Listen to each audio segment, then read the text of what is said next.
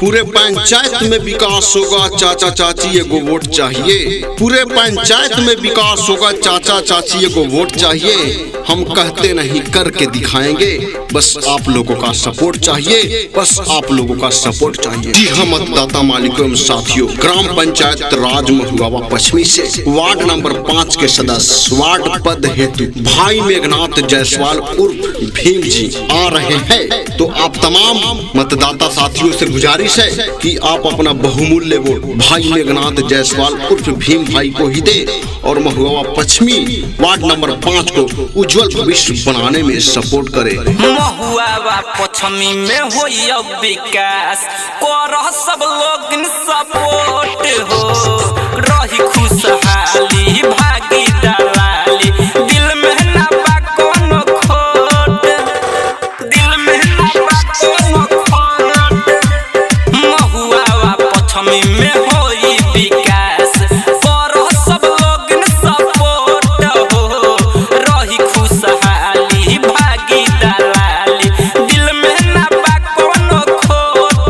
कर जोहरी कहिए हो चाचा मेघनाथ भाई के दी भोट, हाथ जोड़ के मांगे सुनाए चाची बेटावा तोहर भोट। हवा की रुख बदलेगा, तूफान आएगा, हर घड़ी हर पल हमारा आपको सलाम आएगा। बस ऐसे ही अपना साथ हमेशा देना दोस्तों, अगले वार्ड नंबर 5 के रूप में मेघनाथ जायसवाल का ही नाम आएगा। धनी गरीब बन के मिली एक समान हो, रोटी कपड़ा मिली बनी मकान हो, बनी मकान हो। धनी गरीब बन के मिली एक समान हो, रोटी कपड़ा मिली बनी मकान हो। गली गली में होई रोड, हाँ गली गली में होई रोड। कर जोहरी कहिए हो भैया दीही भीम भाई के वोट, हाथ जोहरी मांगे हो भौजी देवरु तोहर वोट। हर तलवार के धार बदल जाला, सरकार के सरकार बदल जाला। हर तलवार के धार बदल जाला, सरकार के सरकार बदल जाला।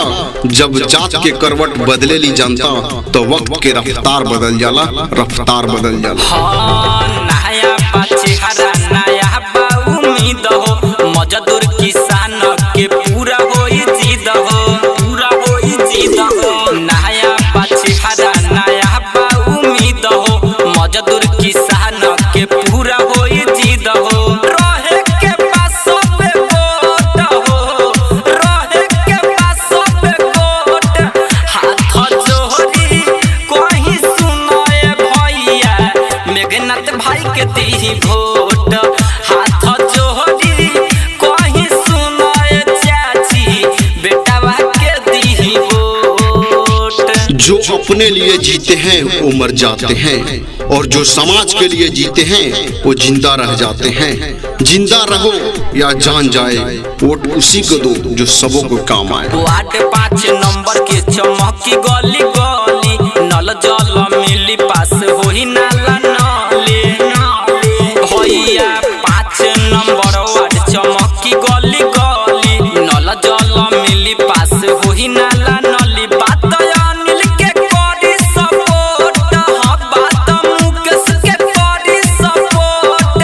कर जोहरी कहीं सुनाए चाचा मेघनाथ भाई के दी भोट, हाथ जोहरी कहीं सुनाए चाची भीम भाई के दी वोट। हाथ जोहरी कहीं सुनाए भैया मेघनाथ भाई के दी वोट। कर जोहरी कहीं सुनाए भौजी देवरु के अपन दी वोट। किसी भी प्रचार प्रसार बनवाने के लिए संपर्क